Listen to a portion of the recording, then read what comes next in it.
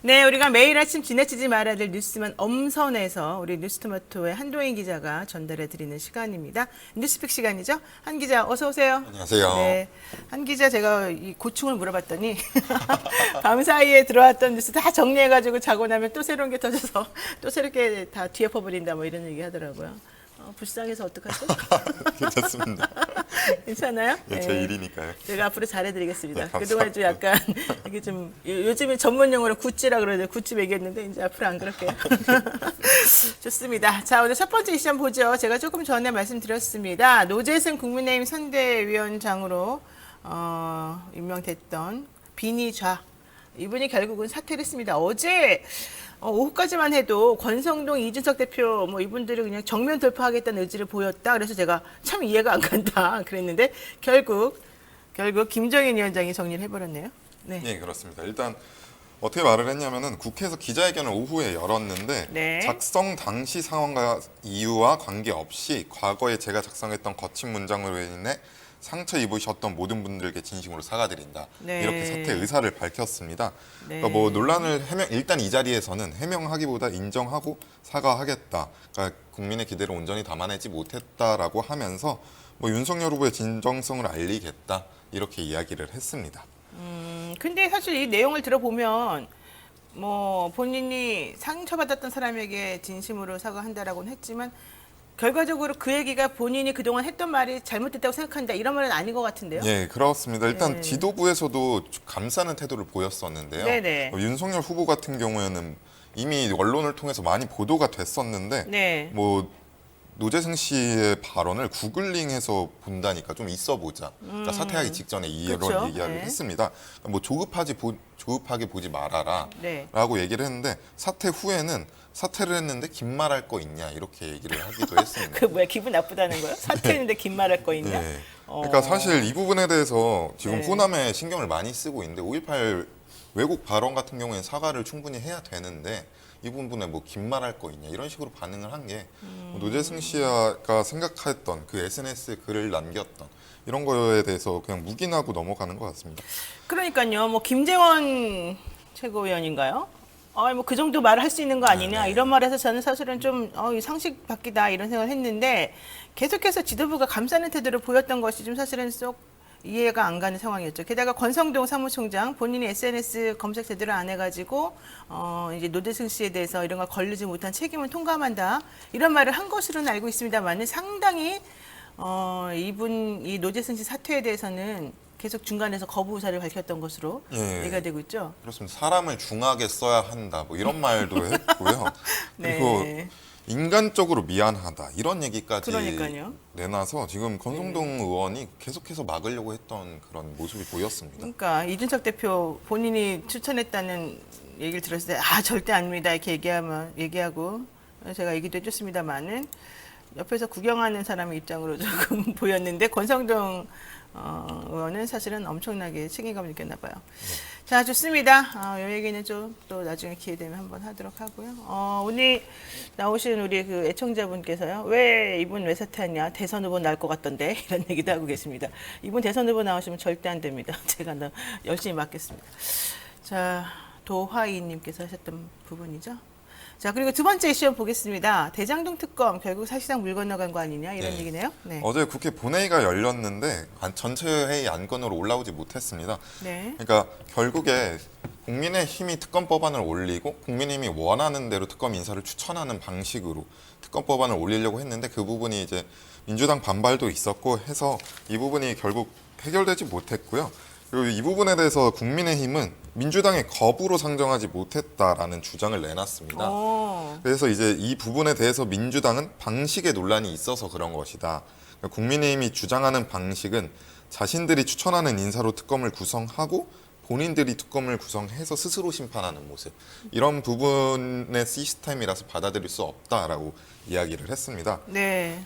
일단 어제 만약에 특검법이 통과가 됐더라도 이런 지금 일련의 과정을 볼 때 특검을 추천하는 사이에 계속해서 갈등이 일어날 거기 때문에 연장이 계속 될 거고요. 그리고 수사 결과가 수사를 한다고 해도 한 달 정도 시간밖에 없기 때문에 지금 그렇죠. 대선까지. 네. 그래서 사실상 특검은 이제 물 건너 갔다고 봐야 될 것 같습니다. 그러니까 보통 이제 물론 특검법에 나와 있는 그러니까 세부적인 규정에 따라 달라지긴 합니다.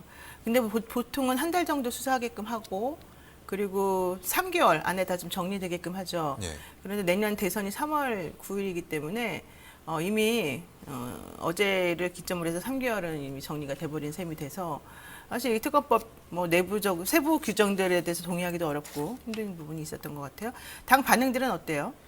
지금 말씀드린 대로 그 각자 이제 원하는 방식으로 하려고 하고 있고요. 네. 근데 민주당 쪽에서는 지금 사실 조금 부담스러워하는 면이 있는데, 아 그래요? 예, 이 부분이 대선 기간 중에 수사 특검이 진행이 되면 모든 이슈가 양쪽 모두 그쪽으로 쏠릴 수밖에 없기 때문에 네. 대선 정책이라든지 후보에 대한 정책에 집중을 받지 못해서 이 부분은 좀 어려워하고 있는 것 같습니다. 그러니까 뭐 민주당이나 국민의힘이나 다 똑같죠. 네네, 이렇게 똑같습니다. 쌍특검으로 가게 되면은 네. 두 당 모두 다 부담이 있기 때문에 사실은 말로만 하고 좀 적극적이지 않았던 그런 측면들이 있는 것 같은데 어쨌든 김기현 원내대표는 민주당 쪽에 책임을 조금 전가하는 그런 모습을 보이네요. 자, 그런데 중요한 거는 이거겠죠. 국민의힘 쪽에서는 본인들이 추천하는 인사를 특검 구성하자고 하고 네. 민주당에서는 또 우리가 추천하는 쪽으로 좀 해야 된다 이런 얘기가 서로 이제 엇갈리다 보니까 그러면은 A 이슈는 민주당 쪽에, 네. B 이슈는 뭐 국민의힘에 이렇게 하자는 얘기가 나왔고 네. 또 안철수, 심상정 의원 뭐 이 두 분은 뭐 만나가지고 우리가 추천한 사람을 해라 해가지고 서로 말들이 좀 달랐던 것 같아요.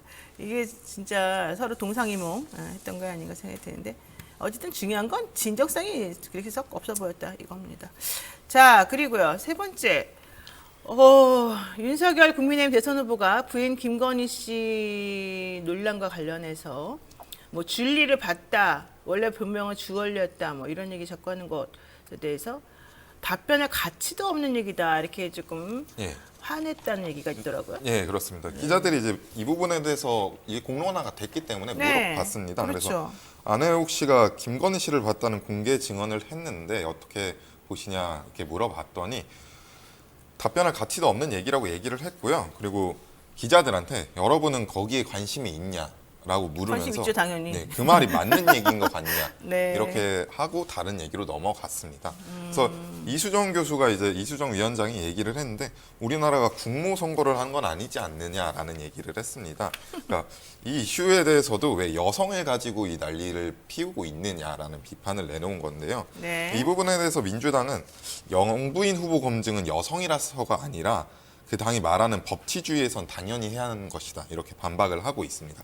그리고 이게 예, 참 특이한 것 같아요. 원래 우리가 독도 문제 같은 경우를 자꾸 이렇게 분쟁이 있는 것처럼 보이는 것 자체를 싫어하거든요. 아, 네네. 왜냐하면 그게 자꾸 그런 식으로 언급이 되는 순간 국제 문제가 돼버리면서 일본이 원하는 대로 국제 무대에 올려가지고 한번 얘기해 봅시다가 돼요.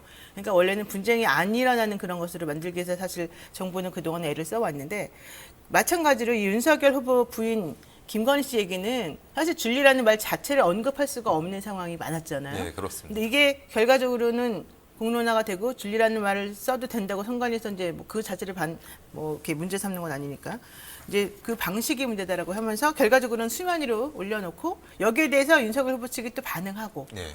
그렇게 되면 아니다 기다 이렇게 말하는 것 과정 자체가 이미 이제 이 얘기는 우리가 안 할 수가 없는 상황이 돼버렸다는 거죠. 예, 그렇습니다. 이런 논란은 어떻게 보세요? 개인적인 시각으로는.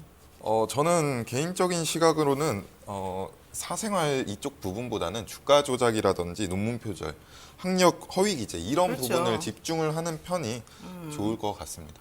어쨌든 이제 줄리라는 말은 사실은 그런 아까 말한 뭐 도이치모터스 주가 조작이라든가 뭐 15년 동안 허위 이력을 가지고서 생활하다든가 뭐 양평에 있는 그 본인의 어머니가 했던 사업에 본인이 또 사실은 실질적인 관여자였다든가 뭐 이런 내용은 달라요. 예, 네. 그렇지만 또 그것은 그동안 이제 거짓말했던 논란이라든가 과거 이력하고 좀 연결이 돼서 또 완전히 또 사생활이라고 분리시키기 좀 어려운 부분이 네. 있으니까 좀 저는 어쨌든 중요한 거는 철저하게 검증하는 게 필요한 것 같다 이런 느낌이 좀 듭니다.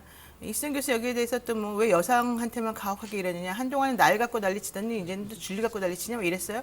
근데 그런 부분은 아닌 것 같아요. 예, 좀 거시적 관점에서 보시죠. 이수정 교수님. 네, 좋습니다. 네, 한동희 기자하고 여기까지 정리하겠습니다.